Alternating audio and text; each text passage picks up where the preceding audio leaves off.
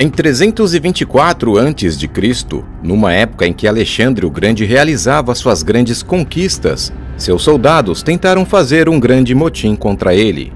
A razão desse motim ocorreu quando Alexandre decidiu enviar para casa os veteranos macedônios, já idosos e cansados das longas campanhas, e integrar oficiais persas e orientais nas unidades macedônias. Os macedônios, por sua vez, se sentiram marginalizados e descontentes com o excesso de povos da parte oriental recrutados por Alexandre, exigiram ser todos dispensados e que o rei continuasse as conquistas apenas com seus novos soldados orientais. Alexandre reagiu a essa insubordinação com um dos maiores discursos, que buscava relembrar os macedônios de onde vieram e tudo que ele e seu pai Filipe II fizeram por eles. Esse discurso foi feito na cidade de Opis e é famoso por ser uma das maiores repreensões já feitas por Alexandre às suas próprias tropas.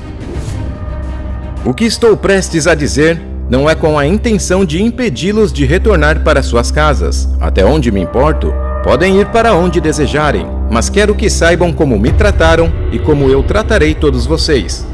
Eu começarei, como é apropriado, com meu pai Felipe. Quando ele vos encontrou, eram meros plebeus vestidos de pele, criando ovelhas nas encostas de montanhas e mal podiam defendê-las de seus vizinhos. Mas sob o seu comando, começaram a viver em cidades com boas leis e costumes. Ele transformou vocês, de escravos em mestres, sobre os mesmos bárbaros que antes saqueavam vossas terras. Ele conquistou a maior parte da Trácia, tomando os melhores portos para que houvesse comércio e prosperidade, e também fez bom uso das minas. Os tessálios que costumavam vos aterrorizar, bem, nós os governamos agora. Os atenienses e tebanos, sempre buscando chances de atacar a Macedônia, foram tão humilhados, e eu mesmo tomei uma pequena parte nessa guerra, que não mais recebem tributos da Macedônia, mas agora dependem de nós para sua proteção. Meu pai foi ao Peloponeso e impôs ordens à casa, então ele foi declarado comandante supremo de todos os gregos por sua campanha contra os persas, uma honra não só para ele mesmo, mas para todos os macedônios. Isso foi o que o meu pai fez por vocês, mas tudo pequeno comparado com o que vocês ganharam de mim. Eu cruzei o Helesponto, na época em que os persas comandavam o mar.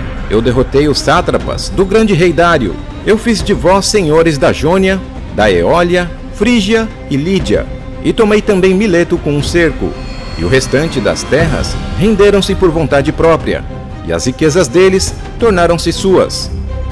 Todas as riquezas do Egito e de Cirene, que venci sem luta, agora são suas também. Síria, Palestina, Mesopotâmia, Babilônia, todas pertencem a vós, bem como a riqueza da Lídia, os tesouros da Pérsia, as joias da Índia e o mar exterior. Vós sois sápatras agora, sois generais e capitães. E o que foi que eu mantive para mim mesmo além dessa toga roxa e essa coroa? Nada. Nenhum homem pode apontar as minhas riquezas, apenas as coisas que eu mantenho para todos vocês. Eu como o que vocês comem, não durmo mais do que vocês. Muitas vezes passei a noite em vigia para que vocês pudessem dormir tranquilamente. Quem de vocês acredita que trabalhou mais intensamente para mim do que eu para vocês?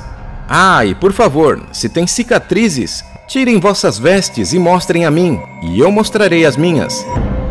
Não existe uma parte em meu corpo que não possua uma ferida. Meu corpo está coberto de cicatrizes de todas as armas que imaginam.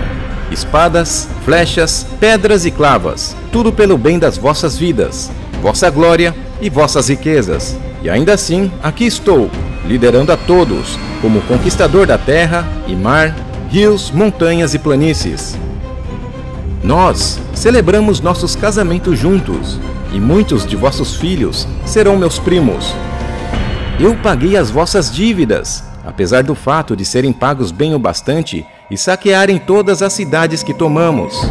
Muitos de vós vestem coroas douradas, símbolos de coragem e honra dado a vós por mim. Qualquer um de nós que foi morto, que sofreu um fim glorioso, enterramos com todas as honras. Muitos agora estão imortalizados em estátuas de bronze na Macedônia. Suas famílias são honradas e não pagam impostos. E sob o meu comando, nenhum homem foi morto fugindo do inimigo. Agora, eu desejava mandar de volta alguns de vós que foram feridos ou aleijados, ou tornaram-se velhos, para serem recebidos em vossas casas como heróis. Mas já que todos desejam ir, então que todos vocês voltem.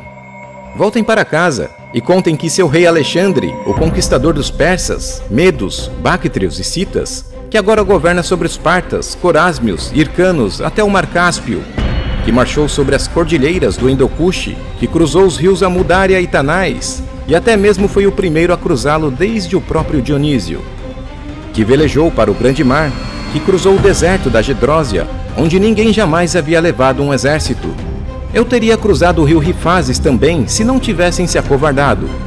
Quando chegarem em casa, contem a eles que quando voltaram a Suzã, vocês o abandonaram e foram para casa, o deixando sob a proteção de estrangeiros que vocês conquistaram. Talvez essa história pareça gloriosa aos olhos dos homens e digna aos olhos dos deuses. Desapareçam! Depois do discurso em Opis, o efeito sobre os soldados foi imediato. A arrogância da revolta desapareceu. Quando Alexandre anunciou que iria substituir os macedônios por persas, a tropa dele entrou em choque. Homens endurecidos pela guerra começaram a chorar, a se ajoelhar e a implorar perdão.